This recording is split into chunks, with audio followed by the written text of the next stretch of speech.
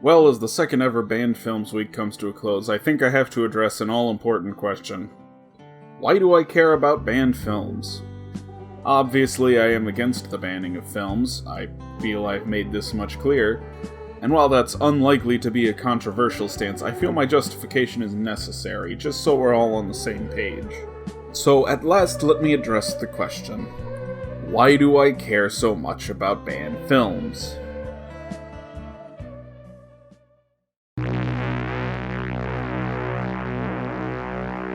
So, why even ban films in the first place? Well, the obvious argument is that they spread a bad message. That people will be easily swayed by the rhetoric of a bad film. And while there's some who deny this, I'm not gonna. I think film absolutely has the capacity to do harm. Now, I don't think watching a violent movie is going to make you pick up a gun and kill someone. That's dumb and goes against significant research to the contrary. So, I guess up front you could say I'm against banning movies on the basis of them making people violent. Film is not very good at influencing our behavior, but it can influence the way we think, the way we perceive the world. Film can do good in this respect. An increase in positive queer representation has been shown to increase people's sympathies to the LGBT community. If it can do that, so too can negative depictions of queer people normalize the idea that they're weird, abhorrent, effeminate, and disgusting. To say film cannot do harm robs it of its ability to do good. So if a film can do harm, why let it? Why not stop it if we can? Well, here's your first problem. The important question when it comes to banning films is, whose job is it to decide? The obvious answer is the government. After all, they're the ones who actually have the power to enforce a ban. They're also easily the worst people for the job. Governments stand to lose the most from a film. They are a pretty obvious target of criticism, which any review board independent of the government would not be, at least not as much. So, putting the banning of films in the hands of the government is a pretty good way to end up with no movies that ever criticize the government, ever. But let's say you have an independent film board, the way America had the Hays Code. It would put distance between those in power and those actually choosing what does and doesn't get passed. But even then, no one is an unbiased judge. I suggested harmful films would be those promoting racism and homophobia, but historically, those aren't the types of films that get banned. Quite the opposite, in fact. It's usually the pro-gay, pro-minority films that get censored. And even assuming this board hold more progressive views, where are we gonna draw the line? We could come up with a list of objective rules, but that's a problem because it ignores context. Films like Blazing Saddles or Django Unchained have racist characters, but that doesn't make them racist movies. If we can't talk about racism, we can't say racism is bad. So you'd have to go a more subjective approach, but what then? Are we gonna ban films with a tiny amount of objectionable material? Obviously, The Crows and Dumbo are kinda racist, but we can't punish the whole movie for that. And what about stuff that's not overtly racist, but is kinda questionable? Obviously something like Long Duck Dong from 16 Candles wasn't done maliciously, but it is based on a sort of outdated stereotype. And hell, that's another thing. What about historic movies? Birth of a Nation is one of the most important movies ever made, but it's also arguably the most dangerous. It's a film so racist, it allegedly caused lynchings and helped revitalize the Ku Klux Klan. Now, audiences today are smart enough to see through it. I mean, it claims 100 black people were voted to Congress. But when is a society ready for a movie? Now, to this you may rebut, okay, but sometimes a movie is obviously made with ill intentions. Surely we should censor that, right? Well...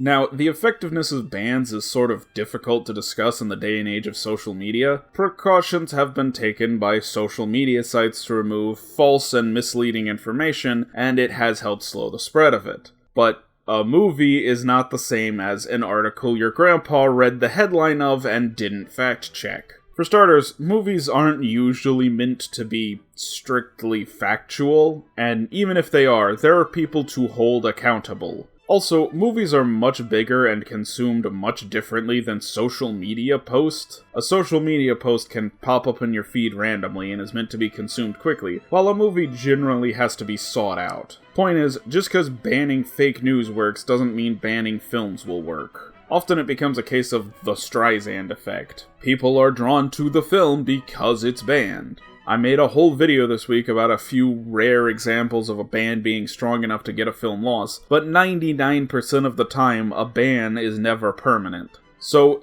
even if we got the perfect all-seeing board to ban only the actually bad movies, they'd only be martyring them in the eyes of the people who are most susceptible to that bad message. So what, we just have to lay down and accept that people are going to use movies to spread bad agendas? Well, not necessarily.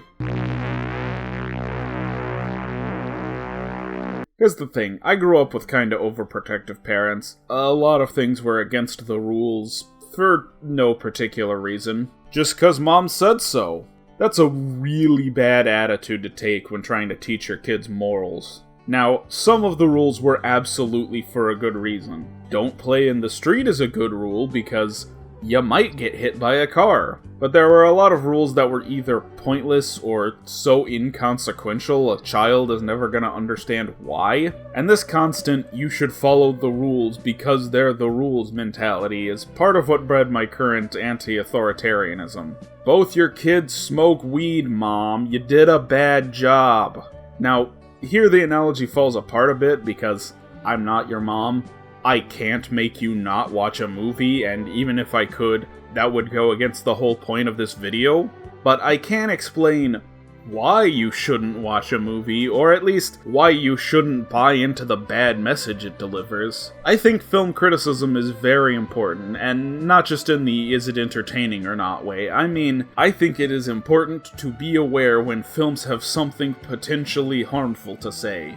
Yes, even good movies. Dirty Harry is a thoroughly entertaining film, but it is incredibly irresponsible to imply police should work outside the parameters placed upon them because it's the only way to catch the bad guy. No, police should absolutely follow the rules. Otherwise, they have no right to enforce the rules. Will this win everyone over and protect us all from wrongthink? No, not really. In fact, calling people on their bullshit usually leads to them complaining that you're trying to censor them. Just a weird trend lately. But hopefully it'll deter future recruits and maybe even win one or two people over, which is a lot more than a ban is ever going to do. Frankly, it's just a much better idea to address bad messages and explain why they're bad than just pretend they don't exist. So yeah, criticism is better than censorship. My super hot take that will definitely be controversial. I should say also, film is a very collaborative medium. Perhaps the most collaborative medium, save like video games. So while you can publish hundreds of books on, say, white supremacy, it's gonna be much harder to push radical ideas into a movie. Not that more mainstream ideas can't potentially be harmful, but anything openly calling for genocide or the like is either not gonna be made, or gonna be so independently made and distributed, only people who are already white supremacists are gonna know about it. Not that we should start banning books or anything, it's just that movies pose much less of a risk in that regard. So, I've explained why I think films shouldn't be banned, but there's another much bigger aspect to my interest in them. I just find them fascinating. I've always found film censorship, and even wider art censorship, to be really fascinating. Part of it, I think, is my anti-authoritarian nature, both in my desire to stick it to the man, even if that man is a government of a country I don't live in that hasn't had a ban on these films in the past 20 years, but also my desire to bend the rules.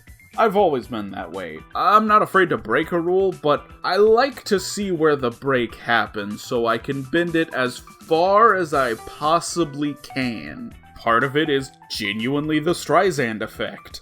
I'm curious what got these films banned. Because often, it's silly, especially through a modern lens. The people who banned these movies would be appalled by what gets made today. But beyond that, the things that tend to get a film banned, violence, language, drugs, sexual themes, progressive social policy, anti-authoritarian sentiments, these are all things I like in movies. So to me, a condemnation is a recommendation. That's why I care. Obviously, I want to defend movies from being banned, but ultimately I care about banned films because, well, I like them. Until next time, I'm Matt, and happy Banned Films Week.